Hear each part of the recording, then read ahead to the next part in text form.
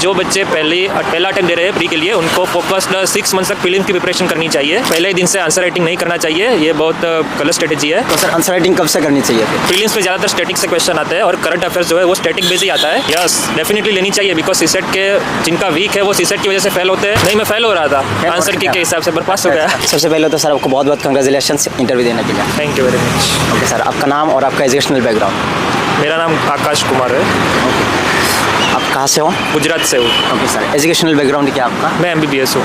Okay sir, और ये आपका यूपीएससी में कौन सा अटेम्प्ट था? ऑप्शनल क्या है और मीडियम क्या है? मेरा फोर्थ अटेम्प्ट है। ऑप्शनल मेडिकल साइंस है और मीडियम इंग्लिश मीडियम है। ओके सर, तो अभी आप इंटरव्यू देकर आ रहे हो, कैसा एक्सपीरियंस रहा? बस बहुत ही बढ़िया एक्सपीरियंस है। वो लोग कुछ भी ग्रिलिंग वगैरह नहीं करते हैं। अच्छा। आपसे कन्वर्जेशन करते हैं। ये नॉर्मल था? हाँ, बिल्कुल नॉर्मल है। वो इंटरव्यू है ही नहीं, वो फोकस्ड कन्वर्जेशन है, डायरेक्टिव कन्वर्जेशन है। किसी डरना नहीं चाहिए किसी को भी। तो सर ज़्यादातर सवाल आपको कहाँ से पूछेगा, स्टैटिक पोर्शन से या करंट इश्यूज पे? नहीं, सभी पोर्शन कवर किए उन लोगों ने। ऐसा नहीं कि एक पार्ट पे स्टक हो गए। करंट इश्यू, स्टैटिक इश्यू और एनालिटिकल बेस्ड क्वेश्चन ज़्यादा थे। मतलब इक्वली सारे टॉपिक में बातचीत? हाँ, इक्वली सारा टॉपिक पे बात हुई। सर कोई सिचुएशनल सवाल आपसे किया गया थे?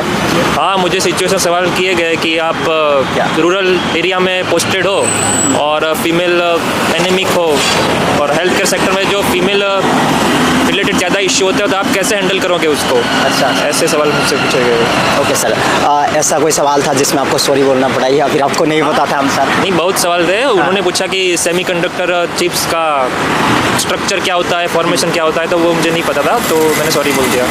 ओके राइट, अभी हम बात कर लेते हैं थोड़ा सा प्री से रिलेटेड, STG से रिलेटेड। तो प्री के लिए आपका क्या प्रोसेस है? उसमें दो सेक्शन होते हैं, सेक्शन 1 GS पेपर 1 और सेक्शन 2 CSET। तो उसके लिए आपने कैसे तैयारी की? मेरा सजेशन है कि जो बच्चे पहला अटेम्प्ट दे रहे हैं प्री के लिए, उनको फोकस्ड 6 मंथ तक प्रीलिम्स की प्रिपरेशन करनी चाहिए। 6 मंथ तक स्ट्रेट प्रीलिम्स की प्रिपरेशन करनी चाहिए। वो पहले दिन से आंसर राइटिंग नहीं करना चाहिए, ये बहुत गलत स्ट्रेटेजी है। तो सर आंसर राइटिंग कब से करनी चाहिए? आंसर राइटिंग आप प्रीलिम्स कर लेते हो, क्लियर कर लेते हो, उसमें 70% सिलेबस कंप्लीट हो ही जाता है और आपका फर्स्ट अटेम्प्ट है, तो आप प्रीलिम्स के बाद तुरंत ही एक दिन भी बिगाड़े बिना आंसर राइटिंग शुरू कर सकते हो और पास भी हो सकते हो, ऐसा कुछ नहीं है। लेकिन आपका ऑप्शनल प्रीलिम्स के पहले सिलेबस कंप्लीट हो जाना चाहिए। अच्छा सर, प्रीलिम्स में पेपर 1 में आपने स्टैटिक पोर्शन के लिए क्या बुक्स रेफर किए थे या फिर क्या मटेरियल्स रेफर किए थे? प्रीलिम्स में ज़्यादातर स्टैटिक से क्वेश्चन आते हैं और करंट अफेयर्स जो है वो स्टैटिक बेस ही आता है, इसलिए वो कॉमन बुक्स है वो मैंने वही रेफर किए थे। जैसे पॉलिटी के लिए लक्ष्मीकांत हो गया, इकोनॉमी के लिए मृणाल सर की बुक हो गई, आर्ट एंड कल्चर के लिए NCERT हो गई। और मेरा ये कहना है कि प्रीलिम्स के लिए NCERT पर ज़्यादा फोकस करें। कोचिंग इंस्टीट्यूशंस की नोट ज़्यादा ना पढ़े और कोचिंग इंस्टीट्यूशंस की नोट करंट अफेयर्स के लिए ज़्यादा पढ़े। सर ये तो आपने स्टैटिक पोर्शन के लिए बता दिया है ना, तो करंट अफेयर्स को कवर करने के लिए आपने क्या किया था अदर देन विजन IAS के अलावा? मैंने करंट अफेयर्स के लिए न्यूज़पेपर डेली पढ़ा था, इंडियन एक्सप्रेस, और उसमें से ही नोट्स बनाई थी। और नोट्स मेकिंग पे इतना ज़्यादा फोकस नहीं करना चाहिए। Notes making is not about कॉपिंग what is given in the newspaper, but अपने हिसाब से जो समझते हो आप उसके हिसाब से नोट्स बनाइए तो ज़्यादा अच्छा रहेगा। तो मैगजीन्स वगैरह नहीं पढ़ा था?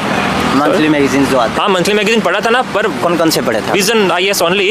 It is more beneficial for mains rather than prelims. Okay sir, और CSET के लिए आपकी क्या रणनीति थी? CSET को आपने कैसे कवर किया? 2023 प्रीलिम्स में आपने देखा होगा CSET का जो पेपर है काफ़ी डायनेमिक था, उसमें टफ क्वेश्चंस भी आया बहुत। देखिए, CSET के लिए मैंने कोचिंग लिया था बिकॉज मेरा मैथमेटिकल बैकग्राउंड नहीं है, तो मैंने गुजरात से कोचिंग लिया था, स्पीपा इंस्टीट्यूट है, तो उनकी नोट्स से ही मैंने रेफ़र की थी। उसके अलावा कुछ मैंने नहीं किया था। और 50 मॉक्स लिए थे CSET के। 50 मॉक टेस्ट? हाँ, CSET के 50 मॉक्स और GS1 के 50 मॉक्स। प्रीलिम्स के पहले आपके 100 मॉक्स होने चाहिए।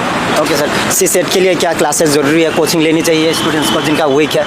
यस, डेफिनेटली लेनी चाहिए बिकॉज CSET के जिनका वीक है वो CSET की वजह से फेल होते हैं और 2-3 अटेम्प्ट वेस्ट होते हैं। तो जिनका CSET वीक है उन्हें डेफिनेटली कोचिंग लेना ही चाहिए मेरे हिसाब से। ऐसा नहीं है कि कोचिंग के बिना आपका काम हो जाएगा। सर CSET में आपने PYQ को कैसे एनालिसिस किया था और कितने साल की PYQ आपने प्रैक्टिस की? हाँ, मैंने PYQ पिछले 10 साल के किए थे और इसमें UPSC की सारे एग्जाम के PYQ इंपॉर्टेंट है। जैसे सारे एग्जाम एग्जाम्स के थोड़ा सा एलेबोरेट करेंगे आप इसमें? जैसे यूपीएससी सीडीएस है, एक क्वेश्चन तो सीडीएस से डायरेक्ट क्वेश्चन आ गया था, सीडीएस में पूछा हुआ क्वेश्चन वो यूपीएससी प्रीलिम्स में आ गया था। अच्छा। यस, तो सीएपीएफ, सीडीएस सारी एग्जाम्स के सीसेट के हिसाब से आप एनालिसिस कीजिए कि हमारे सिलेबस में क्या आता है, बिकॉज उस एग्जाम में थोड़ा हाई लेवल मैथ्स आता है, बट जो हमारे सिलेबस में है वो तो हमें उस एग्जाम से करना ही चाहिए, क्योंकि वो थोड़ा बदल के वही पूछ लेते हैं सीसेट। राइट। Yes. तो सर जब आप प्रीलिम्स पेपर देकर आए थे उसके बाद प्रीलिम्स पेपर में एक्चुअली आपने कितने क्वेश्चन अटेम्प्ट किए थे सेक्शन 1 में, और सी सेट में कितने क्वेश्चन अटेम्प्ट किए थे? सेक्शन 1 में मैंने 70 to 80 अटेम्प्ट किए थे, हाँ। और सी सेट में 50 अटेम्प्ट किए थे। फिर जब आंसर किया उसके साथ जब आपने नेगेटिव मार्किंग काट कर जिसमें मिलाया तो क्या मिला आपको? नहीं, मैं फेल हो रहा था आंसर की के हिसाब से, पर पास हो गया।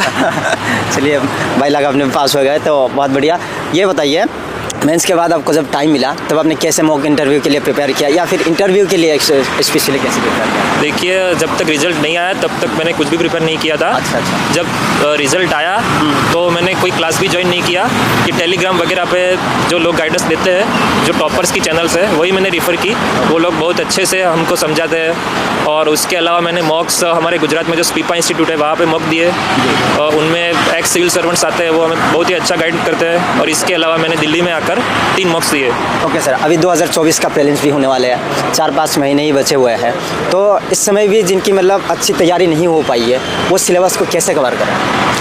देखिए, मेरा सजेशन ये रहेगा कि आप स्टैटिक पोर्शन पे ज़्यादा फोकस कीजिए, because prelims is all about static portion. 80 to 90% तो स्टैटिक में ही आते हैं क्वेश्चन, और 10% ही करंट अफेयर्स बेस होते हैं। तो आप स्टैटिक पोर्शन पे ज़्यादा फोकस कीजिए, और न्यूज़पेपर बहुत अंत तक नहीं पढ़ना है, लास्ट 1 मंथ का आप छोड़ सकते हैं, और वो करंट अफेयर मैगजीन से कवर हो सकता है। सर स्टूडेंट्स को कब तक मॉक टेस्ट लगानी चाहिए? जैसे कि अभी पेपर आने वाला है, कि पेपर के 2-4 दिन पहले ही मॉक टेस्ट छोड़ देने चाहिए, या फिर क्या कितने मॉक टेस्ट ओवरऑल लगाने चाहिए? देखिए, मेरे हिसाब से तो जो पेपर होता है तो उसके 1 वीक पहले मॉक टेस्ट देना छोड़ देना चाहिए। ओके सर, चलिए आपको बहुत बहुत धन्यवाद टाइम देने के लिए। Thank you. वेलकम।